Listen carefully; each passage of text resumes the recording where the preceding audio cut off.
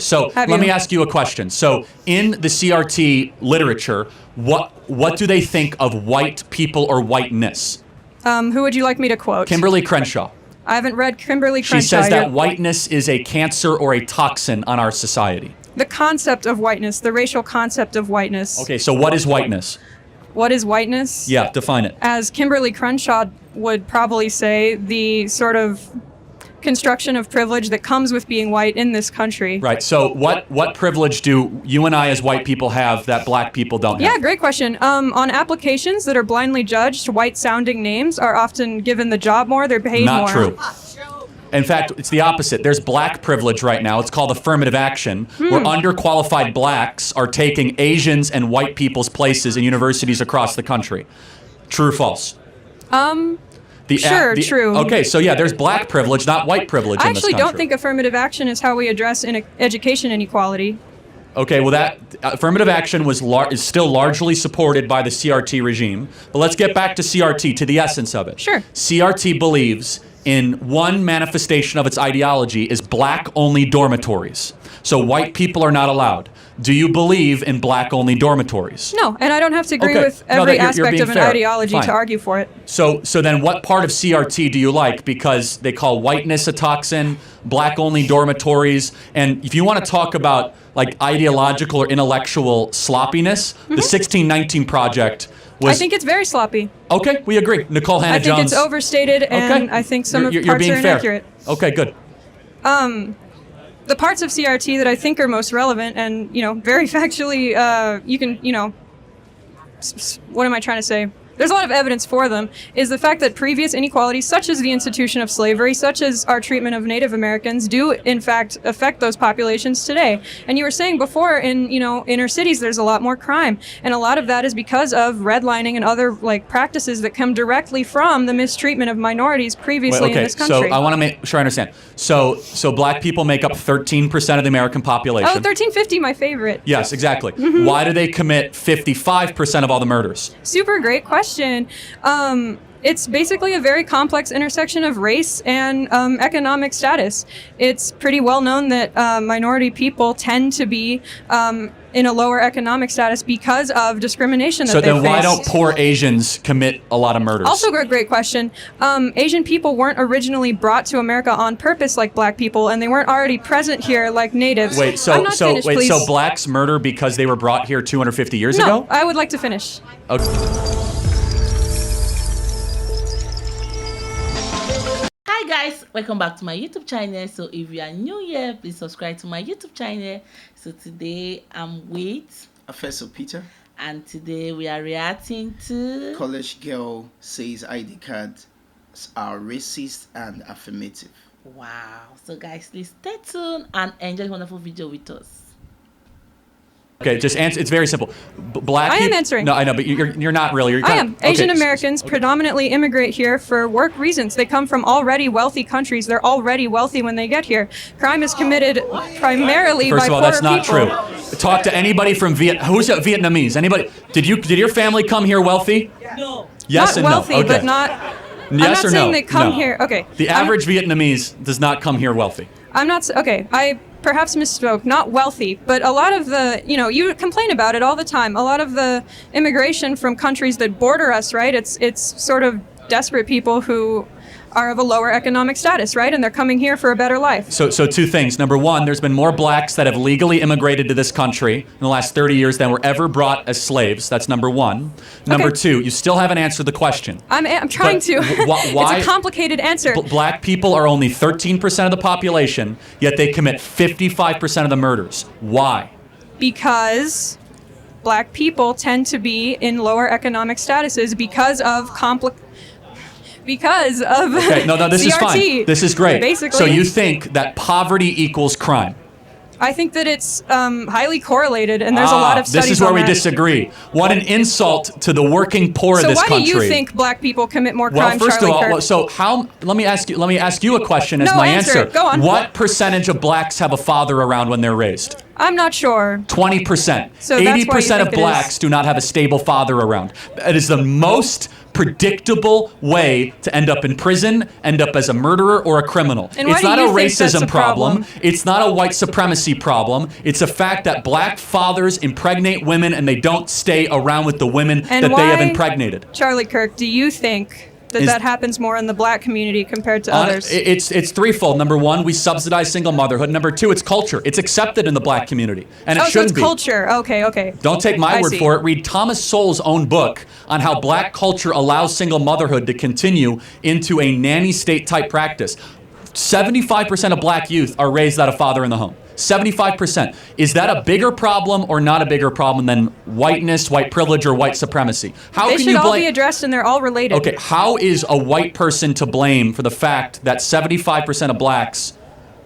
Oh, individual white people aren't at all to blame. Okay, we agree. Yeah. So, but wouldn't it be more like smarter to be like, hey, that this is not about systemic racism. Like, stop impregnating your women and abandoning them.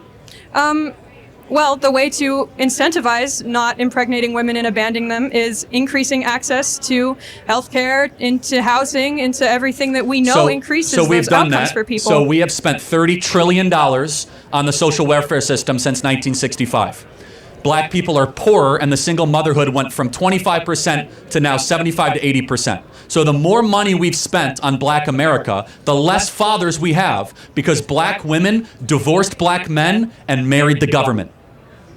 And do you think that's a problem inherent to black people? No, it's not. It's happening now in white communities and Hispanic communities. It's just the worst in black America. And why do you think that is? Why is it the worst in black America? There's also a cultural problem. There is, and we have to be honest about it. It's just that black people are No, sort let me of ask you a question. like that, The in your average opinion. music that a black person in Compton is listening to, is it about contemplating the good, the true, and the beautiful, or is it about being a gangbanger and trying to get as much money and sleep with about as many girls as you can? I would actually like to think I would be offended by that. Do you think the average black kid in Compton is listening to Beethoven or some sort of gangster rap music that glorifies gangster culture? Silly question. Rap wasn't created to glorify gangster culture. So even though there is Okay, rap, I mean, I'm sure you're not that's answering. doing You're that. dodging the question because. Okay, I'm sure they're listening to rap. Okay. So you think there rap go. music makes them no, leave I'm their not. mom? Do you think the cultural expectation in black America is that you stay with the woman that you impregnate? Within black communities? I can't speak on that. Okay, the answer is no. It's not. It's not expected. Okay, and do you think that is... Hold on. In white Anglo-Saxon Protestant communities, Oh, it's a okay. fact. Hold on. In upper middle class white communities, Upper middle class. Say that part louder. yeah, upper middle class white Anglo-Saxon Protestant communities, if you impregnate a woman, you are looked down upon, and we do not think highly of you if you abandon the woman that you impregnate. Mm-hmm. That's a cultural difference. Has nothing to do with money. Has nothing to do with anything except norms. And the norms that have infected black America are destroying it from within. We need more fathers, not less.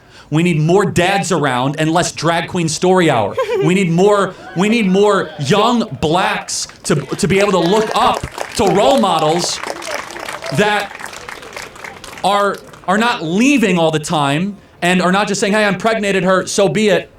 It's a toxin, and if we don't address that as the root cause, it's white supremacy, it's injustice, it's economics, we're dancing around the core of the issue. I guess what I'm saying is, right, and you've perfectly actually laid out the dichotomy here. It is a fact, obviously, that black people disproportionately commit crime in this country. No one's arguing that. But you either believe that that is due to a complex intersection of social, economic, and leftover effects from previous inequalities, or you believe that that is an inherent trait to the race. No, I don't, because they weren't that way in the 1940s and 50s. Black America was one of the most peaceful, flourishing, fastest growing economically communities in the country. It's not genetic. You're trying to point something on me that I don't believe. Instead, But then Black you do America, believe that it's hold not on. genetic, so you do think CRT is correct. Hold on a That's second. kinda what I'm In the getting at. 1940s and 1950s, Black America was prosperous and was on pace to be richer and wealthier than white America. More dads were staying with the women that they were with. There was monogamy. What changed? You're supporting my argument. No, hold on. But answer the question. What changed? Did America get more racist since the 1950s? I would argue there were more racist policies passed. There were more Hold on a policies second. dedicated In to the lining in the off those communities 1950s, and pushing them into poor housing and poor schools. Wait a second. In the 1950s, Jackie Robinson had not even broken the color barrier. We had Jim Crow laws. We hadn't passed the Civil Rights Act, and we hadn't passed the Voting Rights Act. Yet blacks were better in the 1950s per capita than they are today. So we have become less racist. We've passed more anti-racist laws and given more stuff, and blacks are worse than they were 70 years ago. Yeah. Why? So you're equating here institutional and social racism.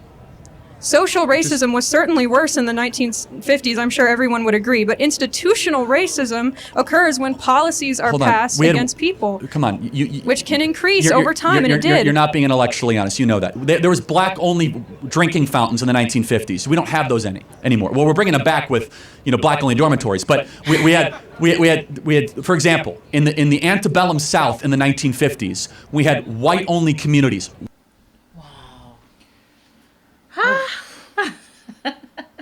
It's choking. Yes, like it's very, very educative. Like I was very shocked when the girl was just arguing. Like I don't just know why everything is just, Clark is just saying the gospel truth. You understand? In some parts though, I agree with the girl. Serious. In some little parts. I still think that poverty is one factor that could cause crime in a society. It's a major factor when you see a father, though this thing starts from the family. So if every family is able to manage their family, if every father is able to stay at home, you impregnate your woman, you stay at home, you groom that child, there are more chances that child will not be a gangster. But the truth is that, just like what Clark was saying, you cannot equate the fact that rap, it was trying to point out that the music they get to listen to is what's affecting their output. Yes. But you can actually point out that rap was not designed for gangsters. You understand? Yes, that's true. It's just a black kind of way of expressing music. Now, back again to the point when I said a man is supposed to be with his wife. And if you're going to be with your wife, then I think the best thing for you to do is to, if you're going to get someone pregnant, then you should be with the person. Not get pregnant and leave the person, and then these women cannot raise this child alone. And that's why we're having increasingly rates of crime in our society. That's true. So guys, please, let's continue. Yeah. White, by law. We got rid of that with the Civil Rights Act. But it didn't, unfortunately, we look around, the numbers speak for themselves. Black youth are less likely to have fathers. They're not doing as well as far as economically. They commit more crime. So something changed. And our argument is what changed is three things. Number one, the imposition of the Great Society Project by Lyndon Baines Johnson of spending $30 trillion since 1960s on Section 8 housing, on welfare, on all sorts, where, as I said, that young black women married the government and they divorced young black men. And then we also have had, as Thomas Sowell and as Clarence Thomas would say, the soft bigotry of low expectations. And we have been afraid to get to the root of the issue or even speak about it because we don't want to be called a racist. So what is imposing those low expectations? Part of it is like white academic culture. I'll give you an example. I'm not saying you believe this, but Merrick Garland, the Attorney General of the United States, has come out and said having an ID to vote is racist. That is code for saying black people are too dumb to get a voter ID. You're doing it again. You're simplifying a very nuanced, complex argument from the real people who are making it. Is voter ID racist? Obviously not, Charlie. Okay, all right. Do you want to know where the argument comes from? I can eloquently tell you. Eloquently tell me why voter ID is racist or whatever. Certain policies in southern states were proposed that would, I think the quote from the person who decided the case was, with surgical precision, target the times where black people were voting and make it illegal or harder for them to get that to come at that time. And then they were targeting the type of ID that black voters had and making that specific type of ID illegal. That is racist. Perfectly fair. How does that impact today, saying that every citizen, if you need an ID to vote, just that aside, why is it racist? Because we have to have, obviously humans are making those decisions, right? And so if there is still institutional racism and people in power that are racist, we can't trust those institutions to make those decisions without discriminating against people. What institutional racism do we have in this country right now? What you just named it. What? 1350. Okay, well, I mean, affirmative action needs to happen because there is not that many minorities in these higher educations. Or higher education institutions. Okay, so you're being clear, which is then you lower standards. No. Affirmative action always does. Affirmative action lowers standards by definition. I'm saying why affirmative action was introduced. I'm not arguing for it. Were you asking me why it was introduced, or? No, I'm saying you agree that's why it was introduced. Well, I agree why it was. I don't think it ever should have been, but yes. Right, I mean, but there is institutional inequality, yes? Well, I wouldn't even use the word inequality. I mean, I don't love looking at it that way, but of course, white people generally are richer than black people in this country. Richer and more represented in politics and schools, yes? Somewhat yes and no. Why do you think that is, Charlie? Well, hold on a second. Let's ask the question here. Represented how? So, I mean... Look at Congressman. So, no, hold on a second. Are white people represented fairly in the National Basketball Association? Who cares? What political Hold on, power I does thought the we're all national... about fair representation. Listen. I think that it should, by law, half of the NBA should be white. Great, fine. And the product would suck. Lobby for it. Because I don't blacks care. are much better at basketball than we whites are. What political power does the NBA have? A lot, actually. The NBA reaches millions of people every day. They have slogans that people internalize. In fact, if the NBA had no political power, why would they have to wear Black Lives Matter on all their jerseys? Why would politicians try to get their endorsements all the time? The NBA is more powerful than Congress in some ways of shaping the minds. I think it's your turn to be academically dishonest. Hold on now, a second. but sure. No. But if you want fair representation, just to be clear, then why would you not be against whites, by law, being half of the National Basketball Association? Right now, Sure. black people make up 88% of the NBA. Do it, great. Who cares? No, I don't care. but- I'm saying, Okay. right, so here's my point. All right, if fine. We have I have a shot, everybody. Please listen. If we... I could play for the Lakers. I hope... Do it, Charlie. I'll come to your games. I'll do it. The point is this, is that merit should triumph over all of it. Which is awesome. Okay, so merit should triumph. We agree. Okay. Okay, Charlie, do you think black people are not as smart or competent Absolutely as white not. people? No. Perfect. So they should, in theory, then, be equally represented in positions of but power. No, hold on. So, have you ever read Discrimination and Disparities by Thomas Sowell? Do you only read Thomas Sowell? You've quoted him like 3 times. I haven't read No, that. I read a lot more than Thomas Sowell, but I'm happy to. Thomas Sowell's the only intellectual with the courage to go after like these core issues of why Black America has fallen behind and why no one actually has studied it. So let's just give a great example. When you don't have a father in the home, the amount of words that a child hears goes down by 60 to 70%.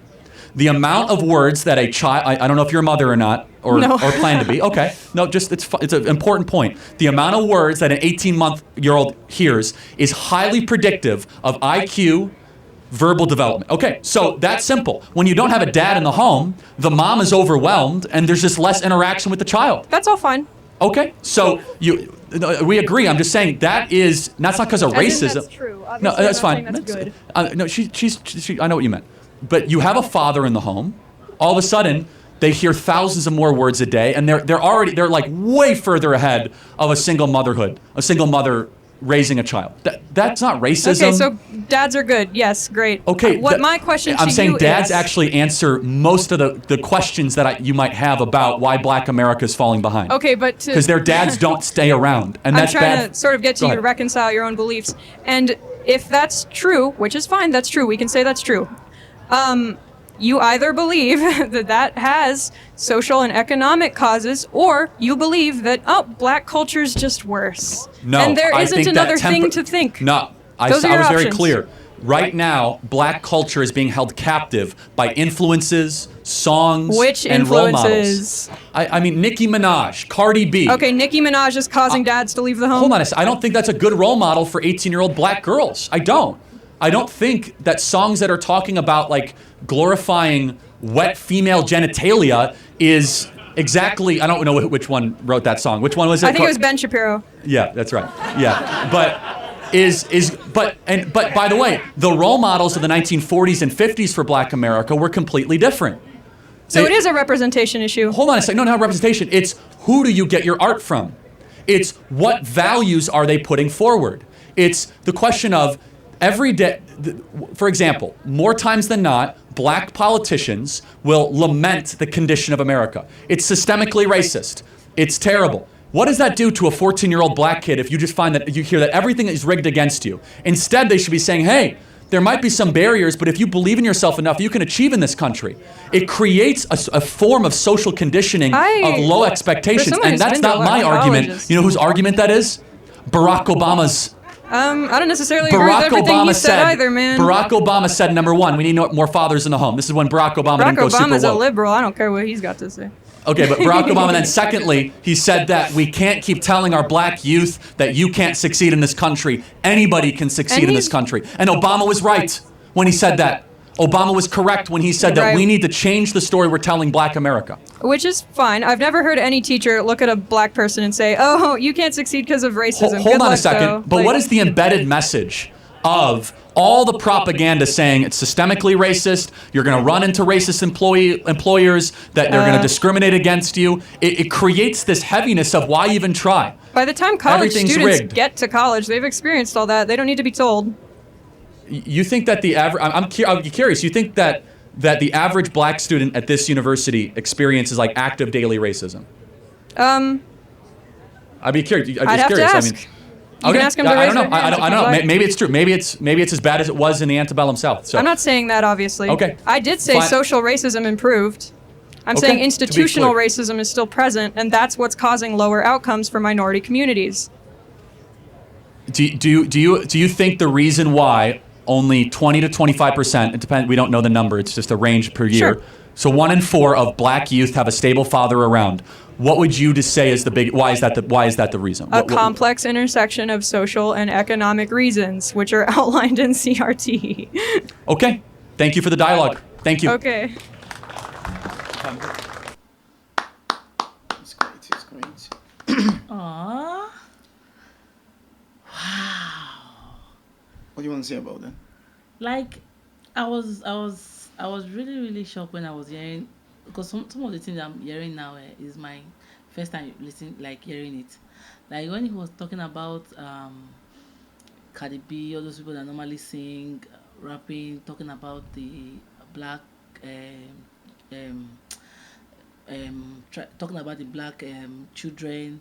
All those the role models. Some people are Cardi B role model. Some people are different musicians role model. And also when he talked about black children when they get the outside when they are outside, people also condemn them, like in terms of they will say, you don't have a father, your father is in jail, your mom is in this, your mom is a prostitute, your father is in jail, you get scholarship because of the government. If not, you see that kind of talk is very, very bad. Racism is very, very bad. So I really, really feel for the blacks sometimes.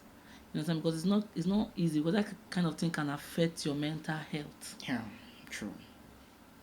It's not just easy. Like I feel so bad about what is really, really going on. But I'm sure that right now things is more better than before. Yeah, far better than before. I think a lot of policies has been made to be able to aid the black community to be able to fit in. But like the lady was arguing, which I picked some point there, she was saying, Charlie was particularly speaking on the fact that the black might not be in the parliament system, in the top parliament system as ministers and all of that, but they actually still have a way of influencing even the parliament system. However, please give the black an opportunity to be in the parliament system. And not just give the black an opportunity, black themselves should fight for this opportunity. They should know that there's an opportunity for me to be in this place. I can be here. And if I want to be here, I can be here. I remember back in the days when I was in Edo State, I was in a polytechnic. I wanted to go to university, but I was in a polytechnic. But I said to myself that I can be in a university. After my polytechnic, I went straight up to university. So it's the same sequence we're trying to talk about here. Make decisions and be ready to fight for it. It's your place, it's your right. Yes. Don't allow another person to sit where you're supposed to sit. Yes, that's true. That's true. It's a nice point. So guys, please comment below on any video you want us to react to. So also share your opinion on this video. Like this video, subscribe to our YouTube channel, Ngal Fashion Store. Fashion makes sense.